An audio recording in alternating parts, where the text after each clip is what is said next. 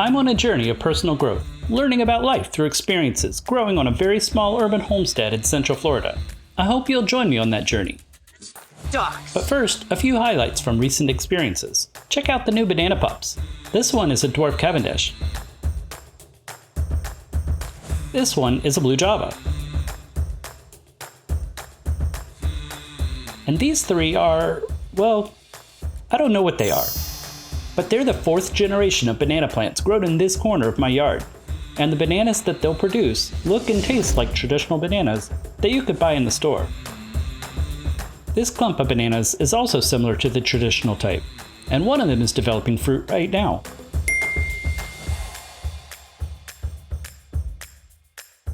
It didn't get enough water at the right time, however, so the rack is pretty small. That's actually a good thing in this case, because the rack is forming over my house and a full rack would cause root damage.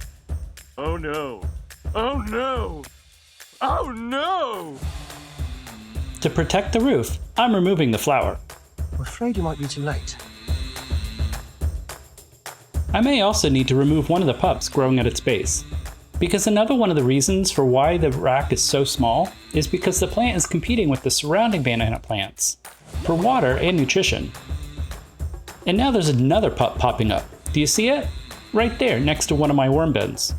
I've harvested several worm bins full of vermicast in recent months, and this one is actually now ready for harvest too. I need to get to that within the next couple of weeks before the really hot summer heat arrives.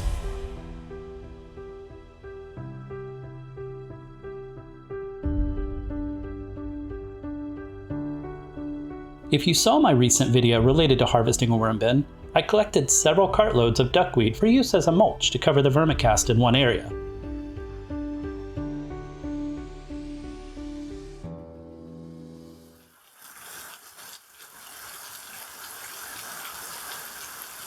During May, right after I finished filming that video, we were hit with a rainstorm that came down hard enough to clear out all of the duckweed from the canal.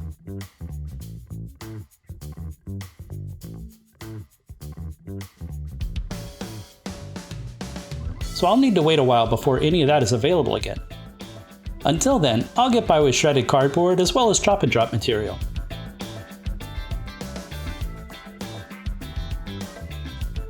In my climate, that organic addition to the surface is critical to protect the soil's biology and to transform our hydrophobic sand into a true growing medium. In northern areas, there's an emphasis on mulching everything just prior to winter to help insulate the roots from the cold.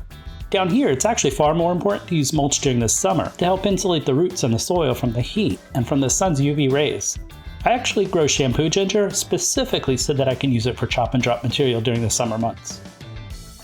As a bonus this year, during the production of this video, I unexpectedly received a truckload of wood chips, including a heavy percentage of shredded leaves. This is going to go a long way for the garden areas of my small homestead. The coldest recorded temperature during the month was 64, while the hottest recorded temperature was 95. I'm going to point out though that those are the air temperatures. Solid surfaces in the full sun are hotter than that, including the surfaces of plants. For example, while shooting a video about kale, I noticed that this leaf reached 110. Oh, that is so hot. And the concrete near the plant's roots reached 120. So even though we're not even into summer yet, some of the edible plants I'm growing are already struggling with the heat. And some of my perennial ornamental shrubs are already showing signs of sunburn damage. And the rain came clustered, meaning that we had a few days towards the beginning of the month with several inches of rain, and a few days at the end of the month with several inches of rain. Everything in the middle though was dry. So even though some of my plants were getting too much water, I still had to spend a decent amount of time holding a water hose. During the April and May videos, I uppotted about a dozen podocarpus plants that are all now showing signs of new growth. And I rooted cuttings from a tea plant. The original plant is sending out several new shoots, and all 3 cuttings are now showing signs of new growth too. I planted a couple of hibiscus plants with different colored flowers. This one is growing fantastically, while this one it's doing okay. It's getting a lot more sun than the other one, and the soil here is just barely better than sand. So, considering its growing conditions, I'm happy with it. And over time, I'm sure it's going to take off and grow really well in this location. It's also going to provide a lot of shade for its neighbors and a lot of chop and drop material for feeding the soil around it. If you watched that video, You may notice a drastic difference in the goji berry's condition. In cooler months, it thrived. But now that Florida is earning its nickname of being the Sunshine State, the goji berry is declining rapidly. I don't really have anywhere else to put it though, so it's either going to survive here or it's not. I bought a pot on clearance filled with yellow buttercup. The pot actually had 3 different plants in it, and I separated them into 3 different locations. As they grow, they're going to fill in together and look like one plant again. By dividing them though, the roots won't have to compete with each other quite as much. And since they're surrounding this fabric bag, the water and nutrients leaching through the bottom of the bag will benefit the buttercup, while the buttercup will grow to encapsulate the fabric bag. This will provide shade for whatever I plant in the bag next to help keep it from drying out too fast. And it also hides the bag from people driving by the house, making it a little bit more neighborhood friendly. That same purchase included a butterfly bush on clearance. Planted it over here. This cultivar should stay small and compact and should be fairly low maintenance shrub after it's established. For now, I'm watching it closely because it is supposedly not drought tolerant or flood tolerant. In Central Florida, we tend to swing back and forth between droughts and floods. So that's another plant that's either going to survive or it's not. If it survives, it'll bring a nice color pop to this corner of the walkway, and it should be a good food source for the pollinators. And it was only $2. Surrounding that butterfly bush are lettuce plants that have gone to seed and some purple carrots that have also gone to seed. They're doing exactly what I want them to do. Those plants provide a self-seeding ground cover that, with each generation, are slowly acclimating to our climate. The flowers provide more food for pollinators, especially the carrot flowers, and the carrots dig themselves into the ground, pulling up nutrients from deep underneath the surface. They loosen the soil, leave organic matter in the hole when they die, and they provide nutrient-rich chop and drop material on the surface. During May, I spread some of the seeds from these lettuce and carrot plants into other areas. Most of the seeds I spread will never germinate. They're free though, and I only invest a few short minutes to that task.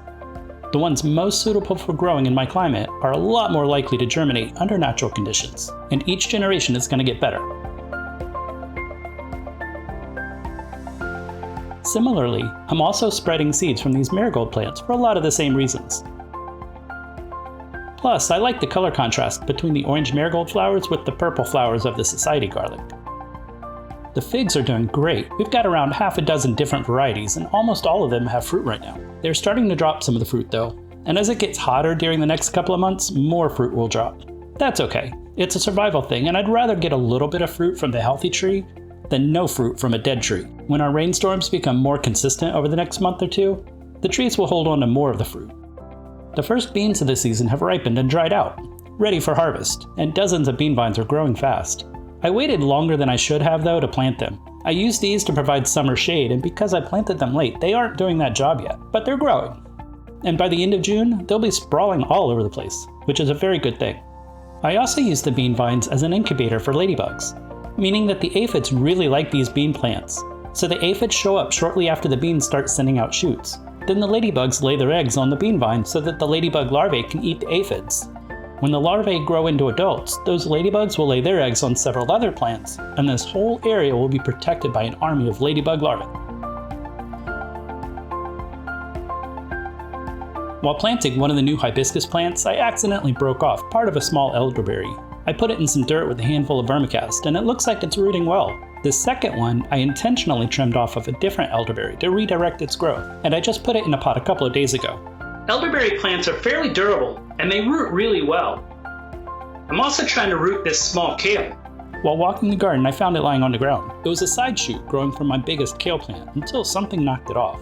Side note, if you're growing anything, I recommend spending at least a little time every day observing its growth. If that's edible plants, ornamental plants, pets, or even people, kids. Spend some time watching them grow.